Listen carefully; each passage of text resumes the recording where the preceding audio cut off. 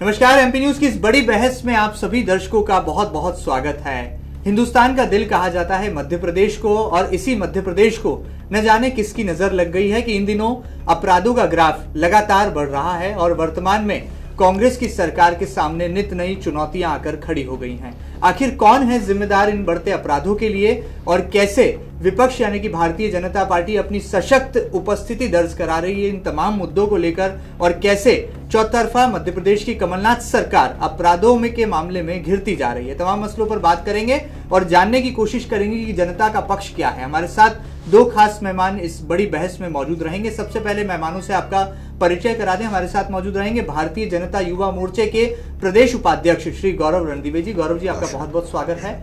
वहीं दूसरी तरफ कांग्रेस पार्टी के जाबाज प्रवक्ता श्री संतोष सिंह गौतम जी भी इस खास डिबेट में मौजूद रहेंगे। आपका भी बहुत बहुत स्वागत है। सबसे पहले शुरुआत करते हैं, आखिर बढ़ते अपराधों के लिए जिम्मेदार कौन है, और मध्य प्रदेश की कांग्रेस सरकार के सामने कई सारे सवालिया निशान लग रहे हैं, कानून व्यवस्था पर सवाल उठ रहे हैं, और आखिर कहीं कहीं अपराधी बेखौफ होकर घूम रहे हैं। आम जनता असुरक्षित क्यों महसूस कर रही है। सबसे पहले शुरुआत करते हैं कांग्रेस के जाबाज प्रवक्ता श्री गौतम जी से। गौतम जी, क्या कहेंगे? कई सारे आरोप लग रहे हैं, सरकार के 60 दिन पूरे हुए हैं लेकिन क्राइम का ग्राफ लगातार बढ़ रहा है। देखिए, ये जो क्राइम के ग्राफ की तुलना केवल 60 दिन में अगर करी जा रही है भारतीय जनता पार्टी द्वारा, तो पिछले 15 साल का ट्रैक रिकॉर्ड देखना चाहिए। जब पूरा प्रदेश जंगल राज बना हुआ था, माफियाओं के डंपरों ट्रैक्टरों के तले पत्रकार, पुलिस वाले, आम जनता और नेता सभी कुचले जा रहे थे। तो मेरा ये कहने का मतलब है कि जितने 21,000 किसानों ने आत्महत्या की यहाँ पर, तब अपराधों का ग्राफ और सारी चीजें जितनी भी थी उनको कंट्रोल करने के लिए शिवराज सरकार ने क्या किया? अपराधी पकड़े नहीं जा रहे थे। आप देखिए, यहाँ पे भूमि हत्याकांड हुआ, यहाँ पर कविता रैना हत्याकांड हुआ, उनके हत्यारे कब पकड़े गए, और उसके बाद में जब ट्विंकल डागरे हत्याकांड हुआ, उनको भारतीय जनता पार्टी के पूर्व पार्षद का संरक्षण था, तो उसकी पोल नहीं खुली जब तक कांग्रेस की सरकार नहीं आई। तो अपराधियों के संरक्षण की जो भारतीय जनता पार्टी की नीति रही है, उसके कारण अपराधियों के हौसले इतने बुलंद हो गए कि आज कांग्रेस की सरकार आने पर भी उसकी जो बातें हैं वो परिलक्षित हो रही हैं। जहां भी अपराध हो रहे हैं, आप देखें पर्दे के पीछे कौन है, चाहे वो खरगोन का कांड रहा हो, चाहे रतलाम का कांड रहा हो, और चाहे अभी ताजा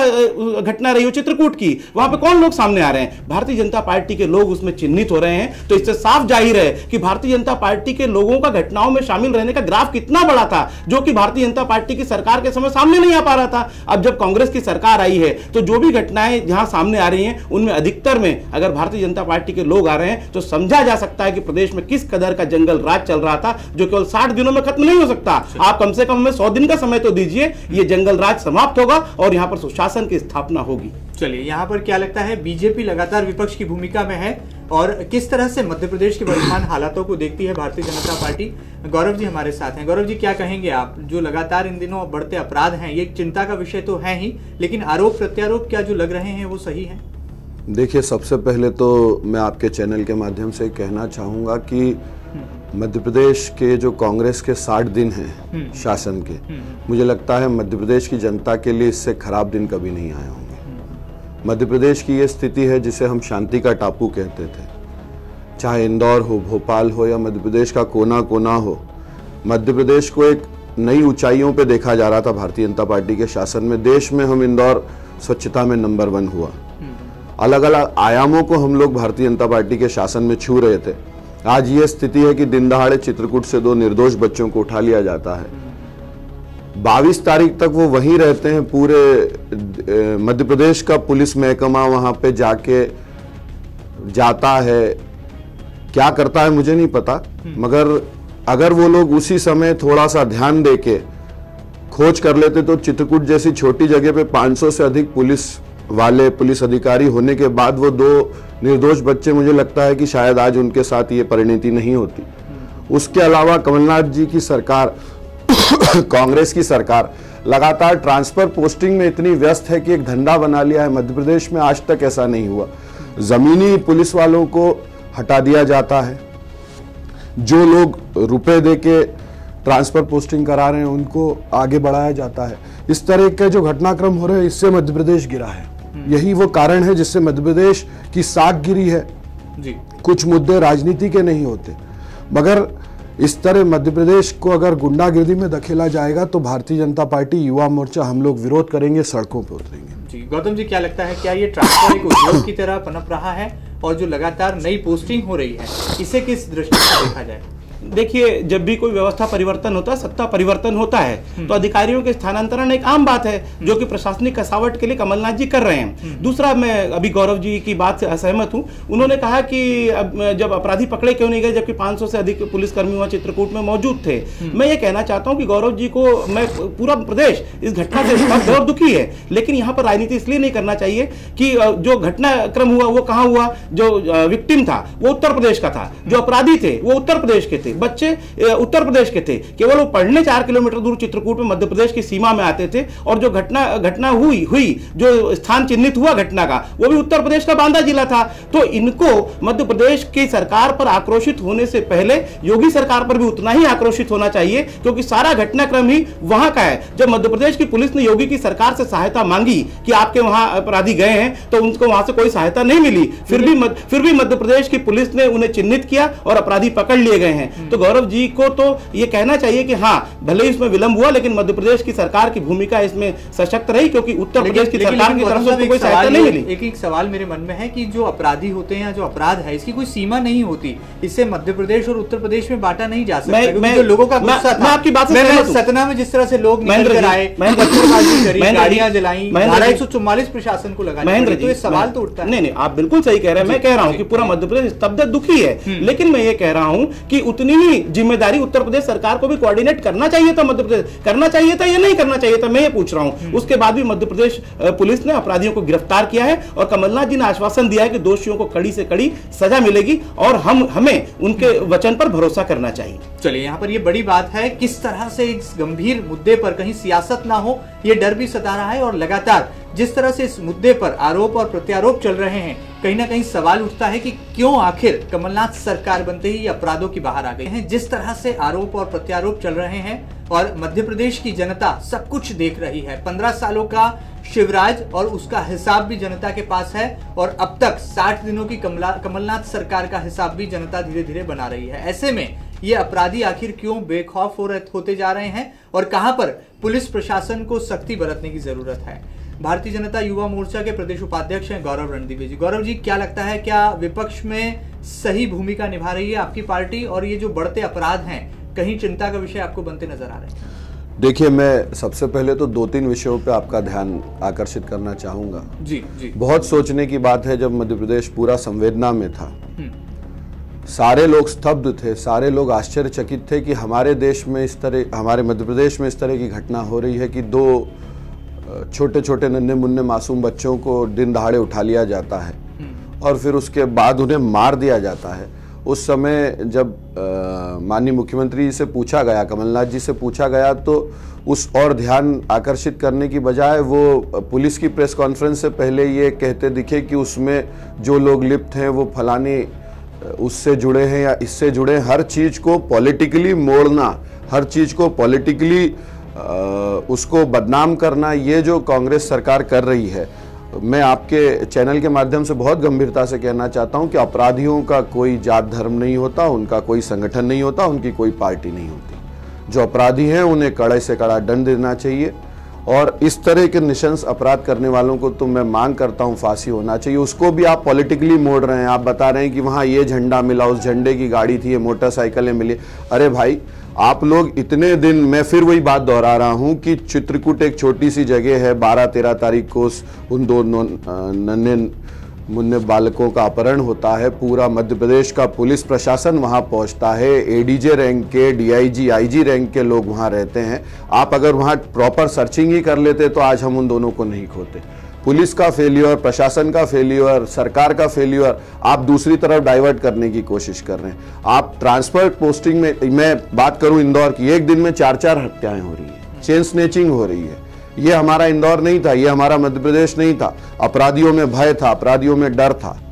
आज अपराधी खुलेआम घूम रहे हैं, अपहरण हो रहे हैं, हत्याएं हो रही हैं, लूट खसोट हो रही है। तो क्या मैं कांग्रेस से पूछना चाहता हूं कि क्या ये इसी बदलाव की बात करते थे? यही वो है वक्त जो बदलाव का था कि हर यहाँ का सामान्य जन दुखी महसूस करे, डरा हुआ महसूस करे, उसको ये डर लगे घर से निकलते समय कि बाहर निकलूंगा तो कभी भी मेरी कोई चेन खींच सकता है, कभी भी मेरे साथ कोई घटना हो सकती है, मेरे बच्चों का अपहरण हो सकता है। क्या कांग्रेस इसी बदलाव की बात करती थी? गौतम जी, क्या ये वक्त है बदलाव का?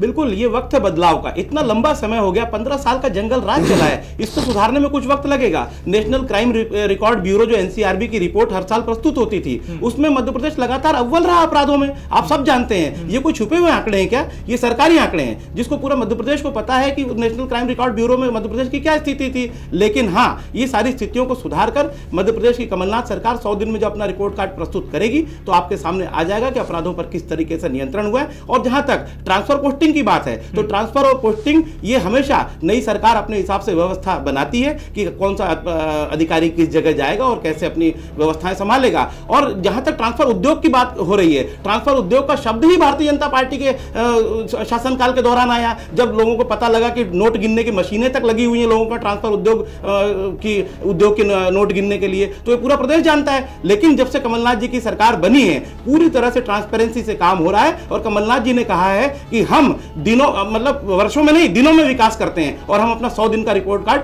प्रस्तुत करेंगे। गौरव जी, जो ट्रांसफर पोस्टिंग हो रही है, क्या ये भी जिम्मेदार है? क्योंकि जब नया नेतृत्व आता है, नया अधिकारी आता है, तो उस जिले की तासीर को समझने में थोड़ा वक्त उसे लगता है और कहीं उसी जो वक्त दरमियान का जो है फायदा उठाकर अपराधी इस तरह के वारदातों को अंजाम दे जाते हैं। देखिए, मैं एक बात आपको बताना चाहूंगा महेंद्र भाई कि सरकारें आती हैं, सरकारें जाती हैं, मगर सरकारें जो भी होती है वो पब्लिक इंटरेस्ट में होती है। बिल्कुल।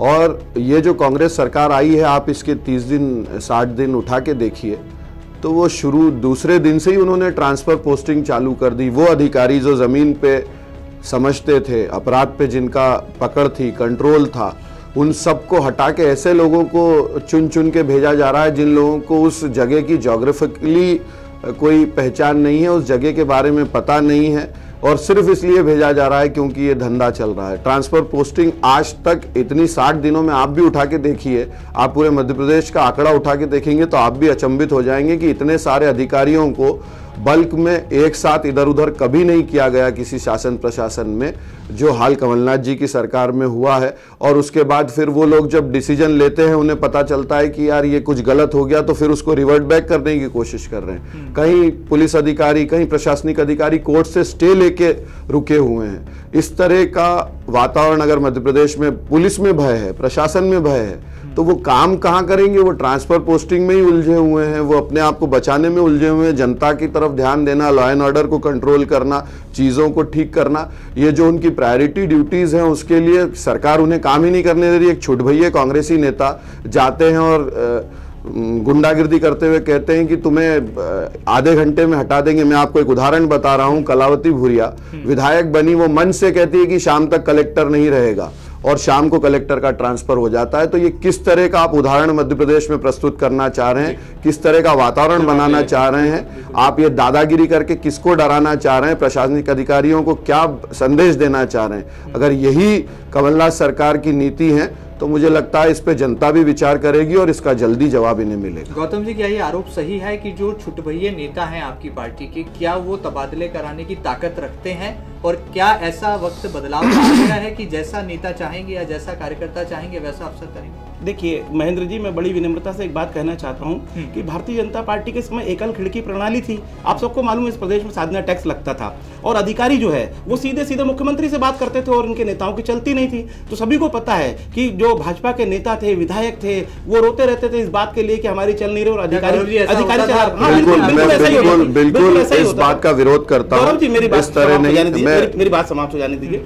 तो मैं ये कहता हूं कि अगर हमारे विधायक के कहने पर, अगर हमारे विधायक को असंतोष है कि जनता के काम उतने अच्छी तरीके से नहीं हो पा रहे हैं, तो जिलाधीश को बदला जाना बिल्कुल मैं जायज समझता हूं कि हमारी जवाबदेही जिलाधीश के प्रति नहीं है, हमारी जवाबदेही जनता के प्रति है। और अगर छुटभैया नेता कहना, मैं समझता हूं कि लोकतंत्र के लिए और ऐसी भाषा उपयोग करना एक विधायक के लिए मैं समझता हूं ठीक नहीं है। कलावती भूरिया जी हमारी सम्मानित विधायक हैं और उन्होंने यदि जनता की सेवा में कोई रोड़ा देखा तो जिलाधीश को बदलवाने के लिए उनकी अनुशंसा को मैं उचित मानता हूं। सबसे पहले तो मैं गौतम जी को कहूंगा कि मैंने छुटभैया नेता जो कहा है वो कलावती भूरिया जी को नहीं कहा। मैंने उनके लिए यह संबोधन दिया है कि आपकी विधायक मंच से खड़े होकर कहती हैं कि शाम तक कलेक्टर नहीं रहेंगे तो शाम तक कलेक्टर नहीं रहते, और विधायक बने उन्हें 2 दिन नहीं हुए और उन्होंने कैसे कलेक्टर की कार्यप्रणाली को समझ लिया और कितनी उनसे बात कर ली।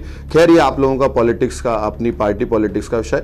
मैं उन लोगों की बात कर रहा हूं जो विश्वविद्यालय में जाते हैं और कुलपति जैसी गरिमामय पद पे बैठे हुए व्यक्ति के ऊपर चवन्नी, अठन्नी और चिल्लर फेंकते हैं, और फिर उसकी सफाई आप ही लोगों को देनी पड़ती है। आपके एनएसयूआई के, युवक कांग्रेस के पूर्व वर्तमान लोग कहते हैं कि नहीं, इस तरह का बर्ताव, इस तरह का व्यवहार कभी भी बर्दाश्त नहीं किया जाएगा।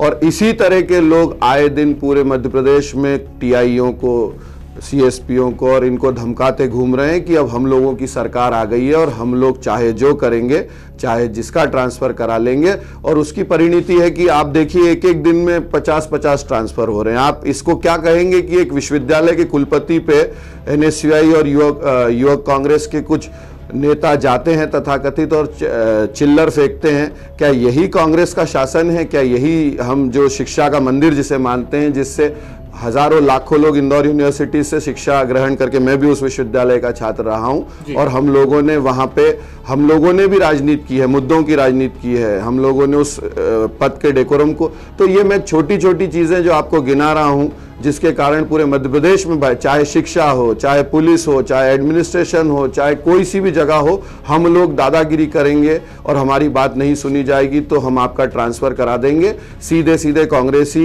ये वातावरण बना रहे हैं, ये मैसेज देना चाह रहे हैं, जो कि मध्य प्रदेश के लिए भी गलत है। चलिए गौतम जी, क्या कहेंगे? क्या वाकई में अभी गौरव है आपकी सरकार की? गौरव जी ने एक उदाहरण दिया कि एनएसयूआई के लोग गए और चिल्लर फेंकी।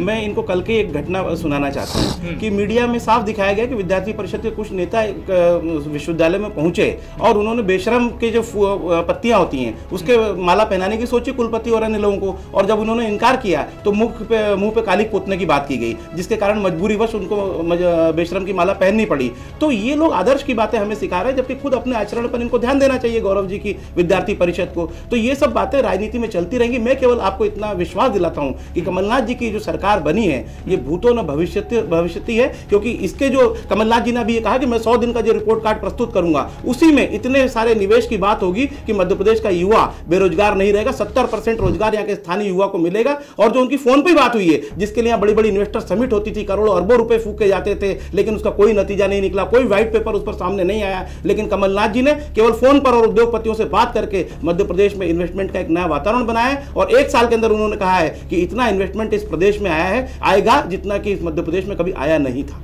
लेकिन इसे क्या माना जाए? जो अपराधी हैं ये बेखौफ क्यों घूम रहे हैं? और जब कानून मैंने कहा ना ये मैंने कहा ना कि अधिकतर घटनाओं में कौन लोग शामिल है सामने आ रहा है। तो ये पिछला जो जंगल राज चला, किसी पार्टी का बंदा होता है क्या? क्योंकि मध्य प्रदेश के पूर्व मुख्यमंत्री नहीं, लेकिन महेंद्र जी, मैं किसी पर आरोप नहीं लगा रहा, लेकिन क्या ये सच्चाई नहीं है कि मध्य प्रदेश में जितनी भी बड़ी घटनाएं हो रही हैं उसमें कौन लोग पकड़े जा रहे हैं? ये तो मीडिया में छप रहा है। सही है, ये तो मीडिया में छप रहा है, सरासर गलत आरोप है। मैं वही बताना चाहता हूं कि कांग्रेस अपने फेलियर को प्रशासन पे वो जो दबाव डाल रहे हैं, पुलिस पे वो जो दबाव डाल रहे हैं, इससे पहले हमने कभी नहीं देखा कि मीडिया के पास खबर बाद में आती है, प्रेस कॉन्फ्रेंस पहले पुलिस कर रही है और उससे पहले उनके मुख्यमंत्री उस चीज को डाइवर्ट करके बता देते हैं कि ये फलानी पार्टी के लोग हैं। प्लानिंग से भारतीय जनता पार्टी को बदनाम करने की कोशिश की जा रही है। मैं फिर आपके मीडिया के इस समूह के माध्यम से, आपके चैनल के माध्यम से कहना चाहता हूं कि अपराधियों की कोई पार्टी नहीं होती और उन पे जितना कठोर दंड हो उतना कठोर कार्रवाई होना चाहिए। और मैं फिर एक और बात याद दिलाना चाहता हूं, गौतम जी ने अभी कहा कि भूतो न भविष्यति, बिल्कुल ठीक बात है, मैं भी मानता हूं भूतो न भविष्यति ऐसे मुख्यमंत्री मिलेंगे जो एक शहीद की शव यात्रा में पहुंचने में भी देर करते हैं क्योंकि वो इन्वेस्टर्स में कहीं बिजी रहते हैं।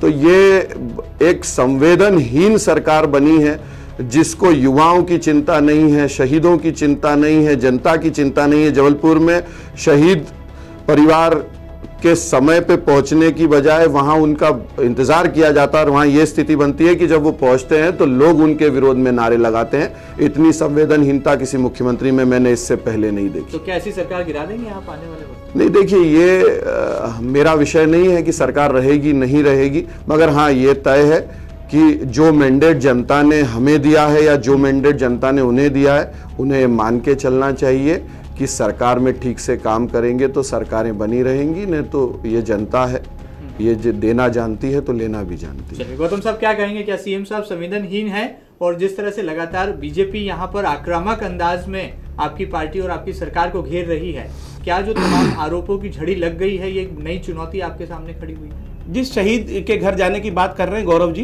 वो एक दिन पहले कमलनाथ जी का ट्वीट आ गया था कि मैं 4:30 बजे वहां पहुंचूंगा। ठीक 4:30 बजे कमलनाथ जी वहां पहुंचे, तो और उन्होंने कमलनाथ जी 4:30 बजे पहुंचे, इसलिए शव यात्रा उनका इंतजार करे। गौरव जी, मतलब आप ये सोचिए, प्लीज मेरी बात पूरी होने दीजिए, पूरी बात पूरी होने दीजिए, अपना जवाब दीजिएगा आप। लेकिन उन्होंने, कमलनाथ जी ने कहीं नहीं कहा था कि मेरे लिए शव यात्रा रोकी जाए, ये स्पष्ट कर देना चाहता हूं मैं। और कमलनाथ जी वहां 4:30 बजे ठीक पहुंचे और वहां पर जो भी उनके कार्यक्रम थे उसमें शामिल हुए। मैं ये कहना चाहता हूं कि गौरव जी जब आरोप लगा रहे हैं तो उन्हें अपनी गिरेबान में भी झांकना चाहिए कि जब वहां पर पुलवामा में इतना बड़ा कांड हुआ और मोदी जी को सूचना मिली तो डिस्कवरी चैनल की शूटिंग करवा रहे थे कॉर्बेट नेशनल पार्क में, और उनके पिछले 8 दिनों के जो फोटो हैं वो एक अखबार ने प्रमुखता से कल प्रकाशित किया है अपने प्रमुख फ्रंट पेज पर। तो उसमें उनके जो मुखमुद्रा है वो देखने लायक है। एक ऐसा संवेदनहीन प्रधानमंत्री देश को मिला है जिसके कारण भारत आज ये दिन देख रहा है। तो ऊपर से नीचे तक, चाहे ऊपर नरेंद्र मोदी हो या शिवराज सिंह चौहान, इनकी जो संवेदनहीनता का जो वो स्तर है वो देखा जा सकता है आसानी से। देखिए, मैं एक बात आपसे कहना चाहता हूं, क्यों नहीं रद्द की उन्होंने अपनी शूटिंग? पुलवामा की घटना हुई। मैं मेरा विषय रखूं, आपसे एक बात कहना चाहता हूं कि बड़ी सोचने की बात है कि कांग्रेस क्या चाहती है। देश के वो शहीद सैनिक शहीद होते हैं, पूरा देश उनके साथ खड़ा होता है, पार्टी पॉलिटिक्स से हटके खड़ा होता है। फिर कुछ एक दिन पहले इनके राष्ट्रीय अध्यक्ष एक प्रेस कॉन्फ्रेंस करते हैं, उस समय कुछ बात देते हैं, कुछ वक्तव्य देते हैं, उसके बाद तुरंत 2-3 दिन बाद वो दूसरा वक्तव्य देते हैं। ये लोग क्या चाहते हैं कि पूरा देश थम जाए, पूरा देश रुक जाए, पूरा देश आतंकवादियों के सामने झुक जाए। देश एक साथ नरेंद्र मोदी जी के नेतृत्व में खड़े होकर उन आतंकवादियों को, उन देश विरोधी ताकतों को जवाब दे रहा है। और बहुत सोचने का विषय है कि हम लोग दो तरफा लड़ रहे हैं, देश के अंदर भी लड़ना पड़ रहा है और देश के बाहर दुश्मनों से भी लड़ना पड़ रहा है। और ऐसे मुद्दों पे कांग्रेस पॉलिटिक्स कर रही है। ऐसे मुद्दों पे, अब मैं उस विषय पे नहीं जाना चाहूंगा कि जब शहादत के लिए पूरा देश खड़ा था, शहीद की जब वहाँ पे शहीद वहाँ चल रहा था तो राहुल गांधी खड़े होकर अपने मोबाइल को निकाल के क्या कर रहे थे, ये मुझे नहीं लगता मुझे ऐसी बात करना चाहिए। पूरे नेशनल मीडिया ने देखा है। मगर मैं फिर मध्य प्रदेश की बात पे आता हूं कि कमलनाथ जी 4:30 बजे आएंगे, इसलिए एक शहीद के अंतिम संस्कार को लेट किया जाए, पुलिस एडमिनिस्ट्रेशन वहां पे, मुख्यमंत्री आ रहे हैं इसलिए उसको, तो ये सोचने की बात है कि हम लोग क्या देश के शहीदों से बड़े हो गए? कांग्रेसी, उनके मुख्यमंत्री, एक उनके राष्ट्रीय अध्यक्ष शहादत में जाते हैं, खड़े होते हैं, अपने मोबाइल पे देखते रहते हैं, खेलते हैं, क्या करते हैं मुझे नहीं पता। मगर और बात करते हैं नरेंद्र मोदी की। नरेंद्र मोदी जी के साथ पूरा देश खड़ा है, पूरे सैनिकों को उन पे विश्वास है। और ये जो कांग्रेस मनगढ़ंत कहानियां बना रही है, इसका जवाब इनको 2019 की लोकसभा चुनाव में जनता इनको इस तरह की जो बातें ये कर रहे हैं देने वाली है। उसके लिए मुझे ज्यादा कहने की जरूरत नहीं पड़ेगी। चलिए गौतम जी क्या कहेंगे, यहाँ पर आचरण तक आ गई है। देखिए, जहां तक जनता जवाब देने की बात है तो 3 राज्यों के सेमीफाइनल में जनता भारतीय जनता पार्टी की संवेदनहीनता को जवाब दे चुकी है। और वो ये जान गई है कि चाहे 1 के बदले 10 सिर की बात हो, या चीन को लाल आंखें दिखाने की बात हो, 2 करोड़ रोजगार की बात हो, 15 लाख की बात हो, सरासर झूठ बोला गया है, जनता को छला गया है। इसलिए सत्ता के सेमीफाइनल में, हिंदी हार्टलैंड में जनता ने दर्शा दिया है कि 2019 का फाइनल क्या होगा। और मैं तो ये कहना चाहता हूं कि कमलनाथ जी की सरकार को भी थोड़ा और वक्त दीजिए, आपको पता लग जाएगा कि अगली बार भी आप सत्ता में आने वाले इस प्रदेश में नहीं है, क्योंकि इतना विकास इस प्रदेश में होने वाला है जिसकी आपने कल्पना भी नहीं की होगी। गौरव जी क्या हल देखते हैं मध्य प्रदेश में, कैसे क्राइम कंट्रोल हो और कैसे आम जनता खुद को जो है सुरक्षित महसूस करे, इसके लिए कैसी कानून व्यवस्था होना चाहिए और वर्तमान की कमलनाथ सरकार को क्या ठोस कदम उठाना चाहिए? देखिए, मैं आपके चैनल के माध्यम से मध्य प्रदेश के क्योंकि मुख्यमंत्री प्रदेश के होते हैं, वो किसी दल के नहीं होते हैं, मैं उन्हें कहना चाहूँगा कि ट्रांसफ़र पोस्टिंग का जो धंधा बना लिया है नीचे से ऊपर तक लोगों ने, इस पे ध्यान ना देते हुए शहर प्रदेश के लॉ एंड ऑर्डर पे ध्यान दें। उन पुलिस अधिकारियों को, उन एडमिनिस्ट्रेटिव ऑफिसर्स को काम दें जो कर सकते हैं। अनकेपेबल लोगों को किसी दबाव में काम देने से मध्य प्रदेश, जो हमारा मध्य प्रदेश 15 साल में शांति का टापू रहा है, विकास के नए नए आयामों को छुआ है, चाहे वो हर आयाम में हम लोग, मुझे गर्व होता है मैं इस इंदौर में रहने वाला हूं और देश में हम लोग लगातार नंबर 1 की पोजीशन पे रहे। और अगर आप इस तरह इस प्रदेश को अपराध और अपराधियों के हाथ में छोड़ देंगे तो बहुत दुर्भाग्यपूर्ण रहेगा। मुख्यमंत्री जी को कुछ ऐसे इनिशिएटिव्स लेना चाहिए जिससे जनता भय ना महसूस करे, उसको ये ना लगे कि मैं रात को 8 बजे निकलूंगा तो कहीं मेरी चेन नहीं खींच ली जाए। एक युवा को ये ना लगे कि मैं जब निकलूंगा तो कहीं मुझे चाकू ना मार दिया जाए। एक माँ बाप ये महसूस ना करें कि मेरे बच्चे बस में जाएंगे तो उनको कोई अपहरण करके मार ना दे। तो आपने कोई शासन किया, बड़ी बड़ी बातें करने से कुछ शासन नहीं होता। चलिए गौतम जी, क्या कहेंगे, क्या बीजेपी की सलाह को मानेगी आपकी सरकार? देखिए, भारतीय जनता पार्टी की सलाह को मानकर हमको इसके प्रदेश को गर्त में नहीं पहुंचाना है। ये जब किसान आत्महत्या में नंबर 1 था प्रदेश, अपराधों में नंबर 1 था, महिला अत्याचारों में नंबर 1 था, कुपोषण में नंबर 1 था, तो इसी कारण तो जनता ने इनको बदल दिया। अगर हम इनकी सलाह मानेंगे तो फिर हम उसी दिशा में प्रदेश को ले जाएंगे। हम तो अपनी एक अलग स्पष्ट नीति रखते हैं और हमने वचन पत्र जारी किया है कि जनता की सेवा के लिए हमारे कौन कौन से बिंदु होंगे और हम उसके पालन में पूरी तन्मयता से लगे हुए हैं। चलिए, कैसे होगा मध्य प्रदेश में क्राइम कंट्रोल और क्या वाकई में कमलनाथ सरकार के सामने जो नई चुनौतियां हैं ये दूर हो पाएंगी, ये देखना बड़ा लाजमी होगा। लेकिन आने वाले समय में लोकसभा चुनाव से ठीक पहले मध्य प्रदेश के ये जो हालात हैं ये कहीं ना कहीं सियासत के तमाम समीकरणों को बदलने की ताकत भी रखते हैं और जनता जनार्दन को सोचने के लिए मजबूर भी करते हैं। आने वाला कल क्या कुछ तस्वीर लेकर आएगा देश की, ये देखना बड़ा दिलचस्प होगा। फिलहाल एमपी न्यूज की इस बड़ी बहस में इतना ही। हमारे साथ 2 खास मेहमान जुड़े थे, दोनों ही मेहमानों का हम लोग शुक्रिया अदा करेंगे। हमारे साथ जुड़े थे भारतीय जनता युवा मोर्चा के प्रदेश उपाध्यक्ष श्री गौरव रणदीवे जी, कांग्रेस के तेज तर्रार प्रवक्ता श्री संतोष गौतम जी। ताजा तरीन खबरों के लिए आप कहीं मत जाइएगा, लगातार देखते रहिएगा आपका अपना न्यूज चैनल एमपी न्यूज। नमस्कार।